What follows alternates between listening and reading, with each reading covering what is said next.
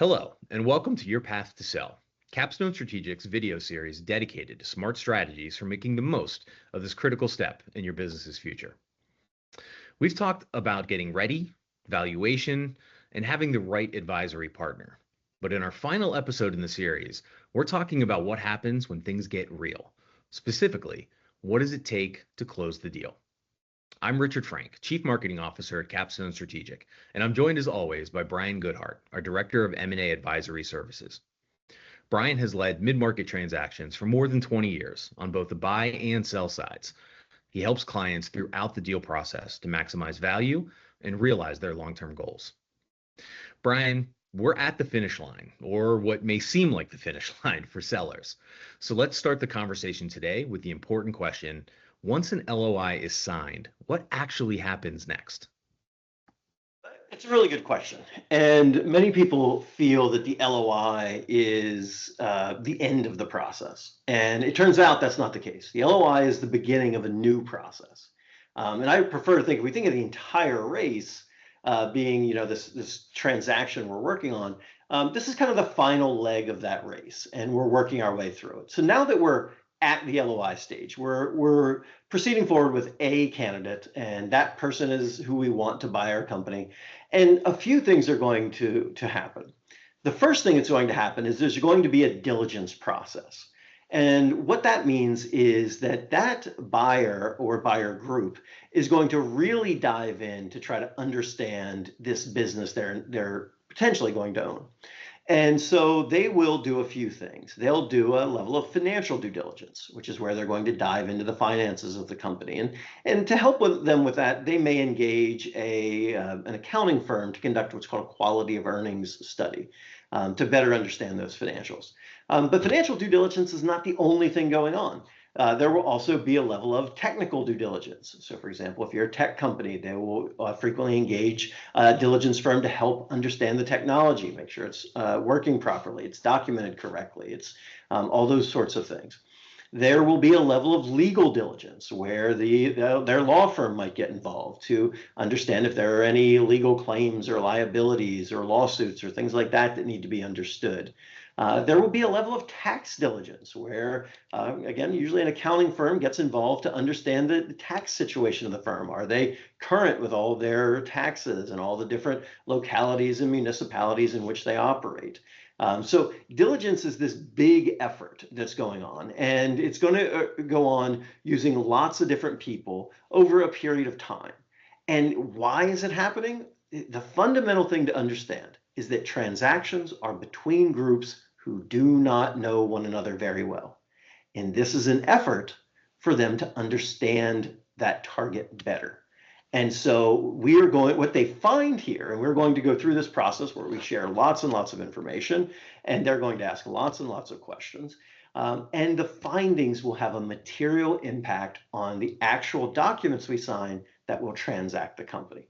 So that's what begins when we first get into that LOI stage, where we're now in this diligence. Now, the other part of that is, of course, drafting the documents required to close the transaction. And I say documents because there's not just a single document. There will be a sort of main document, which will be a purchase agreement, either an asset purchase agreement or an equity purchase agreement. But that is the core around which a number of other documents will flow.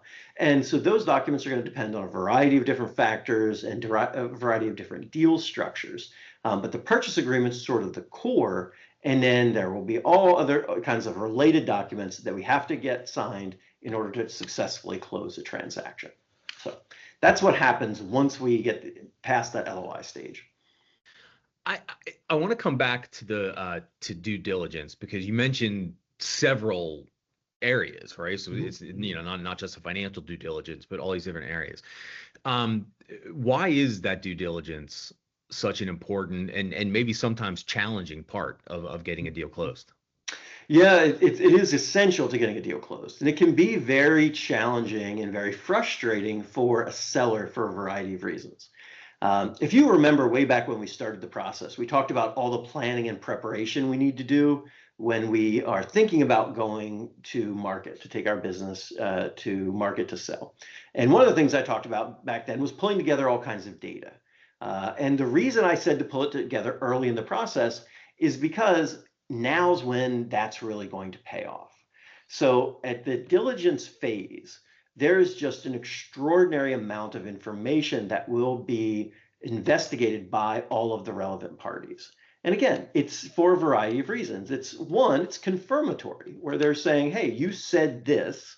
Is this actually true? And so now it's their chance to investigate that. But it's also exploratory because they're using diligence, a good buyer anyway, is using diligence to get a leg up on integrating that business later.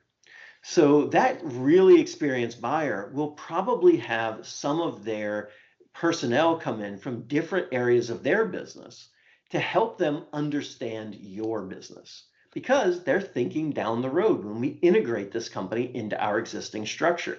How will we do so? Where will these people go? What skills and abilities do they have? Or how will this integrate with our financial system? Or what technology systems are they using? And all sorts of things.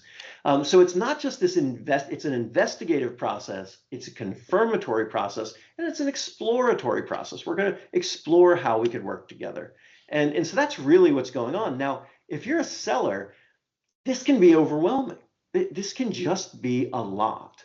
And this is why earlier in the process, you remember I talked about the team that you need internally to help. This is where that team starts to pay off because now that team can share some of this burden as you go through this process and help that interested buyer understand you very, very well.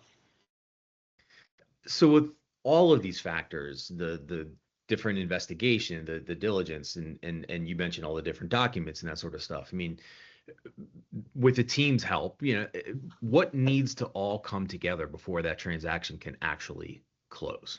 Well, so that's a good question. And the honest answer is all of these things need to come together. And all of these things need to come together with an actual timeline because diligence, if left to its own devices, can just take forever. It can spiral down into this never-ending process. But we need to coordinate all of these different groups. So if you recall, I said that we've got a bunch of different groups trying to involve trying to understand this company. So we'll have a financial group, we'll have a tax group, we'll have a technology group, we'll have an operations team trying to understand. Again, all these different teams. But all of these teams have to be coordinated with this idea that we're coordinating, we're doing this to close this business. So this is a big part of our job as transaction advisors, is coordinating all of these different groups whilst not overwhelming our seller and their team in such a way that we allow them to understand the business to the best of their ability. And then whatever they've discovered or whatever they find that may need to be reflected in the financial documents. So, it's very common that you'll uncover minor issues or problems with businesses. And we will have to deal with them in the purchase agreement in a section called disclosure schedules, and we'll have to make representations about them. And so these things these feed into one another. So the things you find or don't find in your diligence process inform what goes into your definitive documents that we use to close the transaction. So that's what's going on. And it's, again, for someone who's never been through this, it's often going to be overwhelming because they will think of diligence as just this very simple process. I'm going to share my financials, you're going to review them, you're going to sign off on them, and then we're going to move forward. It's just not the way it is anymore. It's a much more involved process. This is also where it really pays to have a very, very good transaction counsel. Good transaction counsel will be able to meet all of these different things that arise. And again, as I've talked about, we may have technology issues or intellectual property issues that arise. We may have HR or personnel issues that arise. We may have tax issues that arise. All of these things have legal implications that are reflected in the definitive documents. So using experienced counsel and using counsel that has all of these professionals in-house can really make the process much smoother and much more cost-effective for both the buyer and the seller. So regardless of what side of the transaction you're on, you want to make sure you have really good advisors and you want to make sure you have really good counsel to work there. So as they work their way through this, with everyone having the same goal, which the goal is a closed transaction. For me, the goal is a closed transaction that meets the needs of my client as expressed during that selling equation we talked about way a long time ago in episode 1 or 2. It's complex, definitely complex. Well, thank you again, Brian, as always, and thanks to our viewers for joining along. Throughout this series, we've given you a glimpse at the complexities of selling a business. Some challenges you're already well aware of. Some may not even have been on your radar before these videos. You only get to sell a business once, so make sure your path to sell is a smooth one. This may be the last video of our series, but we hope it's not the last chance to talk with you about the next stage of ownership. Reach out to Capstone Strategic on LinkedIn. You can email us at growth@capstonestrategic.com or call 703-854-1910. Thank you for joining us today. Thank you for watching our entire series, and have a great day.